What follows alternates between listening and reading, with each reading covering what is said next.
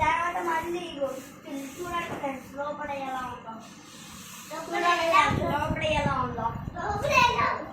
చూడండి ఫ్రెండ్స్ లోపల ఎలా ఉందో ప్రశాంతంగా ఉంది ఫ్రెండ్స్ లోపల అయితే.